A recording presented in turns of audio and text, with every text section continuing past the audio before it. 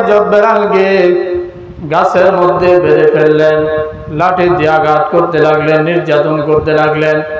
হযরত বেলাল রাদিয়াল্লাহু তাআলা আনহু শরীর ফেটে গিয়েছে, রক্ত বাইর হতে লাগলেন। উত্তপ্ত মরুভূমির বালির মধ্যে এই ক্ষত বিক্ষত শরীর নিয়ে হযরত বেলালকে শোয়াইয়া দিলেন। আর বেলাল যেন লড়াচড়া করতে না পারে, হযরত বেলালের বুকের উপরে, পিঠের উপরে পাথর চাপা দিয়ে রাখলেন।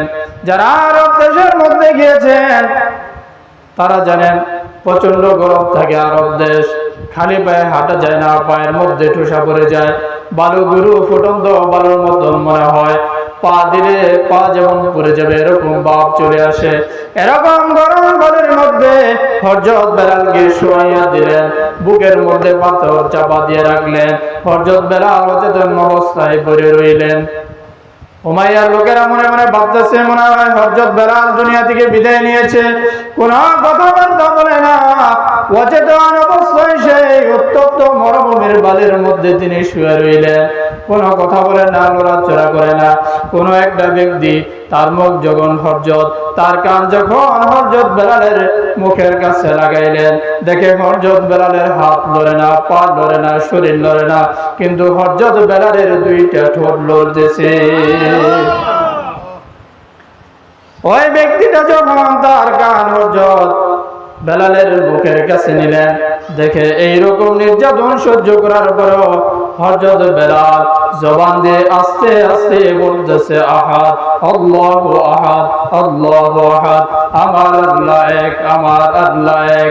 এইভাবে যখন তিনি পড়তে লাগলেন, উমাইয়া বলতেছে বেলাল, তুমি যদি এক আল্লাহকে বাদ দিয়ে দাও, জিকির করা বন্ধ করে দাও, তাহলে তোমাকে আর কোনো কষ্ট দেওয়া হবে না, নির্যাতন করা হবে না। হযরত বেলাল বলেন, নির্যাতনের তুমি কি দেখেছো? আমাকে যদি তুমি উত্তপ্ত মরুভূমির বালির মধ্যে শোয়াইয়া না খাওয়াইয়া অনেক নির্যাতন করে যদি তুমি আমাকে দুনিয়া থেকে বিদায় করে দাও, তথাপি এক সেকেন্ডের জন্য আমি আমার মাওলার জিকির বন্ধ করব না। তিনি জোরে জোরে পড়তে লাগলেন, আল্লাহু আহাদ, আল্লাহু আহাদ, আল্লাহু আহাদ। হযরত আবু বকর সিদ্দিক রাদিয়াল্লাহু তাআলা আনহু তিনি রাস্তা দিয়ে যাইতেছে, হযরত বেলালকে ডাক দিয়া বলেন, হে বেলাল, আমার আল্লাহ তো এমন আল্লাহ যিনি আস্তে বললো শুনে, জোরে বললো শুনে। তোমাকে যেহেতু জোরে জোরে আল্লাহর জিকির করলে তোমার উপর নির্যাতন করে, তারা মারধর করে, তুমি তো আস্তে আল্লাহ তাআলার জিকির করলে পারো। হযরত বেলাল বললেন, আবু বকর ঠিক আছে, আপনার কথা আমি মানব। পরের দিন আবার আবু বকর রাস্তা দিয়ে যায়, দেখলেন হযরত বেলাল আবার জোরে জোরে জিকির করতেছে। আবু বকর বললেন, বেলাল, আমি তো তোমাকে বলেছিলাম একটু আস্তে জিকির করলো তো আল্লাহ শুনে, তারপরও তুমি কেন জোরে জিকির করো? হযরত বেলাল বললেন, আবু বকর, আপনি হলেন আমার থেকে বয়সে বড় মুরব্বী মানুষ, আপনি একটা কথা বলছেন ঠিক আছে, আমি আপনার কথা রাখলাম, আমি আগামীকাল থেকে আস্তে আস্তে জিকির করব। এবার পরের দিন আবার হযরত আবু বকর যখন রাস্তা দিয়ে যাইতেছে, তিনি লক্ষ্য করে দেখলেন হযরত বেলাল আবার জোরে জোরে জিকির করতেছে। সুবহানাল্লাহ বলেন। হযরত বেলাল রাদিয়াল্লাহু তাআলা আনহু আবার আগের মতো জোরে জোরে জিকির করতেছে। আবু বকর বললেন, হে বেলাল, আমার আল্লাহ তো আস্তে জিকির করলো শুনে, জোরে জিকির করলো শুনে, যেহেতু জোরে জিকির করলে তোমার উপর অত্যাচার আসে, নির্যাতন আসে, তুমি তো আস্তে জিকির করলো পারো। এবার হযরত বেলাল তিনি কথা লুকায় রাখতে পারলেন না। বেলাল ডাক দিয়া বললেন, হে আবু বকর, আমি আপনাকে এখন সত্য কথাটা বলে দেই, আমি চেষ্টা করি আস্তে জিকির করার জন্য, কিন্তু এটা আমি পারি না। উমাইয়ার লোকেরা, আবু জাহলের লোকেরা যখন আমার উপরে নির্যাতন করে, লাঠি দিয়ে আঘাত করে, পাথর দিয়ে আঘাত করে, আমাকে যে এইভাবে প্রচন্ড নির্যাতন করে, এই নির্যাতনের মধ্য দিয়ে যদি আমি আমার মাওলা পাকের জিকির করি, এই জিকিরের মধ্যে আমি এমন মজা পাই, কোন দিক দিয়ে তারা আমার উপর নির্যাতন করতেছে, টর্চারিং করতেছে, বিন্দু পরিমাণ আমি কোনো খোঁজ পাই না, অনুভব করি না। বিন্দু পরিমাণ আমি কোনো অনুভব করি না, খোঁজ পাই না, কোন দিক দিয়ে তারা আমার উপরে নির্যাতন করতেছে। এবার হযরত আবু বকর সিদ্দিক রাদিয়াল্লাহু তাআলা আনহু ভাবলেন যে হযরত বেলালকে আমি তার বাড়ি থেকে ক্রয় করে নিয়ে যাব, কিনে নিয়ে যাব, বেলালকে মুক্ত করে দিব, বেলালকে রাসূলের দরবারে দিয়ে দিব। নবীজি বেলালকে যেই রাস্তায় যেই খাদে বেলালকে কাজে লাগাবে, আমি রাসূলের দরবারে দিয়ে দিব, বেলালকে মুক্ত করে দিয়ে। উমাইয়ার কাছে গেলেন হযরত আবু বকর সিদ্দিক রাদিয়াল্লাহু তাআলা আনহু, গিয়া বলতেছেন, হে উমাইয়া, কি পরিমাণ টাকা হলে বেলালকে মুক্তি দিয়ে দিবা? তখন যেই দাম বলছে ওই দামেই হযরত আবু বকর বেলালকে কিনে নিছেন, উমাইয়ার বাড়ি থেকে মুক্ত করে দিয়েছেন। সুবহানাল্লাহ। মায়ার নবী রাহমাতুল্লিল আলামিনের দরবারে হযরত বেলালকে নিয়ে গেলেন। বেলাল এত নির্যাতন, এত কিছু সহ্য করলো। এত কিছু সহ্য করার পরে হযরত বেলালের বিষয়ে নবী আমার জানেন, যেমন শান শওকত এমন মর্যাদা বেলাল অর্জন করেছে, জান্নাতের ভিতরে শব্দ শুনতে পেয়েছে।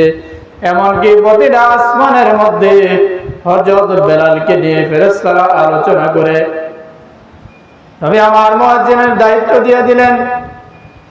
উমাইয়ার লোকেরা এক পর্যায়ে নির্যাতন করতে করতে ওই সময় হযরত বেলালের জবান তারা বন্ধ করতে পারে নাই, জিহ্বার ভিতরে পেরেক লাগাই দিছে, ঢুকাই দিছে, যাতে করে জিহ্বাটা ক্ষত বিক্ষত হয়ে যায়। হযরত বেলাল আল্লাহ পাকের জিকির বন্ধ করে দেয়। নাউজুবিল্লাহ বলেন। হযরত বেলাল যেন আল্লাহ পাকের জিকির বন্ধ করে দেয়, এজন্য জিহ্বার ভিতরে পেরেক ঢুকাই দিছে। তারপরও তিনি এত নির্যাতন সহ্য করলেন আর বললেন যে আল্লাহ, আমার দুনিয়ার মধ্যে কোনো দুঃখ নাই, আফসোস নাই, আপনি যদি আমাকে কবুল করে নেন, আপনার বন্ধু যদি আমাকে কবুল করে নেন। সুবহানাল্লাহ বলেন। আপনারা জানেন হযরত বেলাল যখন আজান দিতেন, ওনার জিহ্বাটা একটু সমস্যা থাকার কারণে আশহাদু শব্দ বলতে পারতেন না, একটু সমস্যা হইত। তখন কয়েকজন মানুষ কমপ্লেন দিল, বলল যে ইয়া রাসূলুল্লাহ, ইয়া হাবিবাল্লাহ, বেলালের আজান সহি শুদ্ধ হয় না, একটু আজানের মধ্যে সমস্যা হয়। রাসূল পাক সাল্লাল্লাহু আলাইহি ওয়াসাল্লাম পরামর্শের মাধ্যমে, সবার পরামর্শক্রমে তিনি সিদ্ধান্ত নিলেন হযরত বেলাল আর আজান দিবে না, অন্য একজন মুয়াজ্জিন নিয়োগ দিয়েছিল ওই সময়, যে তিনি আজকে ফজরের নামাজের আজান দিবে, নিয়োগ দিয়ে দিছে। হযরত বেলালের মন খারাপ, তিনি আর কারো কাছে কোনো কিছু বললেন না, তিনি শরণাপন্ন হয়ে গেলেন একজনের কাছে। জোরে বলেন তিনি কে? আর জোরে বলেন তিনি কে? আল্লাহ। এবার হযরত বেলাল রাদিয়াল্লাহু তাআলা আনহু তিনি গভীর রাত্রে তিনি তাহাজ্জুদের নামাজের মধ্যে দাঁড়ায় গেলেন। নামাজ পড়ে মুনাজাতে আল্লাহ তাআলার দরবারে কান্নাকাটি করতে লাগলেন। আল্লাহ তাআলা, ঈমান আনার কারণে, আপনার বন্ধুকে ভালোবাসার কারণে উমাইয়ার লোকেরা আমার উপর নির্যাতন করেছে, অত্যাচার করেছে। আমি আপনার জিকির করার কারণে আমার জিহ্বার মধ্যে পেরেক ঢুকিয়ে দিয়েছে, আমার জিহ্বার মধ্যে সমস্যা হয়ে গেছে, যার কারণে আমার আজানটা একটু অশুদ্ধ হয়, একটু উচ্চারণ করতে গিয়ে সমস্যা হয়। আমার মন চায় আমি যতদিন দুনিয়ার মধ্যে থাকি ততদিন যেন আমি মুয়াজ্জিনের দায়িত্বটা পালন করে যাই। আমি আজান দিতে আমার বড় ভালো লাগে, মন চায় আমার আজানের ধ্বনিতে মানুষগুলো মসজিদের মধ্যে আসবে, নামাজ আদায় করবে, এলাকার মধ্যে হোক, সমাজের মধ্যে হোক, দেশের মধ্যে হোক, যে যারা যে মুয়াজ্জিনের মাধ্যমে, যে আজানের মাধ্যমে মুসল্লিরা নামাজের মধ্যে আসবে, যতগুলো মুসল্লি ওইখানে ওই আজান শুনে নামাজ আদায় করবে, যার আজান শুনে যেই ওকের যতগুলো মুসল্লি নামাজ আদায় করবে, ওই মুয়াজ্জিন প্রত্যেকটা মুসল্লি থেকে কিছু অংশ সওয়াব ওই মুয়াজ্জিন পেয়ে যাবে। সুবহানাল্লাহ, কিছু সওয়াব ওই মুয়াজ্জিন পেয়ে যাবে। এজন্য চেষ্টা করা, আপনি আপনার মসজিদে যাবেন, এলাকার যাবেন, সমাজের মসজিদে যাবেন নামাজ পড়ার জন্য, তো একটু সময় আছে। অনেক ক্ষেত্রে দেখা যায় এলাকার গ্রামের যে মসজিদগুলো অনেক সময় মুয়াজ্জিন থাকে না, ইমামই মুয়াজ্জিন, মুয়াজ্জিনই ইমাম। তো এখানে আপনি 5 মিনিট 10 মিনিট আগে চলে গেলেন, গিয়ে বললেন ইমাম সাহেব থাকলে অথবা যারা থাকে তাদেরকে বললেন যে আমি একটু আজানটা দিতাম, দেখবেন তারাও খুশি হবে।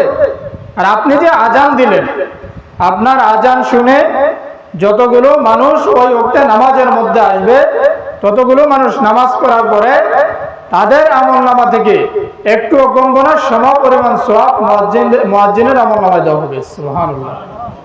হযরত বেলাল দোয়া করতেছিলেন যে আল্লাহ, আমার বড় মন চায় আমি মুয়াজ্জিনের দায়িত্বটা পালন করি, কিন্তু আল্লাহ আমি তো মনে হয় আজকে পরিবর্তন হয়ে গেছি, মনে হয় আমি আজান দিতে পারবো না। তোমার রব্বুল আলামিন, আপনি যদি চান, আপনি যদি আমাকে কবুল করেন, তাহলে আমি মুয়াজ্জিন থাকতে পারি, আমি আজান দিতে পারি। আল্লাহ আপনার কাছে এই গভীর রাতে তাহাজ্জুদের নামাজে ফরিয়াদ জানাই যে আল্লাহ আপনি আমাকে এই দায়িত্বের মধ্যে রাখেন, এটা আমি করে যেতে চাই মৃত্যু পর্যন্ত, আমাকে এই দায়িত্ব থেকে মাহরুম করেন না। সুবহানাল্লাহ বলেন। মুনাজাত কবুল হয়ে গেল। সুবহানাল্লাহ বলেন। মুনাজাত কবুল। এবার ওই মুয়াজ্জিন, নতুন যে মুয়াজ্জিন, উনি আজান দিলেন, খুব সুন্দর আওয়াজ দিয়ে স্পষ্ট উচ্চারণ করে খুব সুন্দর করে আজান দিলেন। আজান দেওয়ার পরে সবাই অপেক্ষা করতেছে। এমনকি কিতাবের মধ্যে আসছে রাসূল পাক সাল্লাল্লাহু আলাইহি, এখনের মতন তো ওই সময় ঘড়ি ছিল না, সূরায়ে সাদেক দেখা, আকাশের অবস্থা দেখা সময় হইলে নামাজের মধ্যে দাঁড়াইতো। কিতাবের মধ্যে আসছে রাসূল পাক সাল্লাল্লাহু আলাইহি সাল্লাম 3 বার উঠে আসছে, আয়েশা আকাশের দিকে তাকাইলেন, ফজরের নামাজের সময় আর হয় না। সুবহানাল্লাহ, সময় হয় না। কি ব্যাপার, সময় হয় না কেন? আজান তো হয়ে গেছে, ঘন্টার পর ঘন্টা হয়ে যাইতেছে, ব্যাপার কি? এই দিক দিয়ে নবী আমার অপেক্ষা করতেছে। এমন সময় হযরত জিবরাইল আসার ঘন্টার আওয়াজ শোনা যায়। সুবহানাল্লাহ। জিবরাইল এসে বললেন, ইয়া রাসূলুল্লাহ, ইয়া হাবিবাল্লাহ, রাহমাতুল লিল আলামিন, মসজিদে নববীর মধ্যে কি আজান হয় নাই? নবী আমার বললেন, বলো কি জিবরাইল, আজান হয় নাই মানে কি? আজকে তো অন্য দিনের চাইতে অনেক সুন্দর কণ্ঠে সুন্দর উচ্চারণ করে তো দারাজ কণ্ঠে আজান হয়েছে, তুমি কি শোনো নাই? আমরা তো সবাই শুনেছি। জিবরাইল বললেন, ইয়া রাসূলুল্লাহ, ইয়া হাবিবাল্লাহ, রাহমাতুল লিল আলামিন, আজান হইতে পারে, হয়েছে আপনি যেহেতু বললেন, কিন্তু হযরত বেলাল যতক্ষণ পর্যন্ত আজান না দিবে এই আজান আল্লাহ তাআলার আরশে পৌঁছাবে না। সুবহানাল্লাহ। হযরত বেলাল ওই সময় উপস্থিত ছিল। নবী আমার হযরত বেলালের চেহারার দিকে তাকাইয়া মুস্কি মুস্কি হাসে আর বলে, বেলাল তুমি মনে হয় হেড অফিসে যোগাযোগ করছো। সুবহানাল্লাহ। তুমি হেড অফিসে যোগাযোগ করছো, যার কারণে ওইখান থেকে খবর আইছে। নবী আমার হযরত জিবরাইল নবীজিকে আদেশ বললেন, যা আপনি বলেন বেলালকে আজান দেওয়ার জন্য। আবার নবী আমার আবার বেলালকে যখন বললেন আজান দেওয়ার জন্য, হযরত বেলাল আজান দিলেন। আজান দেওয়ার পরে নবী আমার নামাজ আদায় করলেন। সালাম ফিরে দেখে বাইরে একদম সূর্য উঠে গেছে। সুবহানাল্লাহ। হযরত বেলাল যতক্ষণ পর্যন্ত আজান না দিবে ততক্ষণ পর্যন্ত সূর্য উঠবে না, ততক্ষণ পর্যন্ত আজানের আওয়াজ আরশে আজিমে যাবে না। সুবহানাল্লাহ বলেন।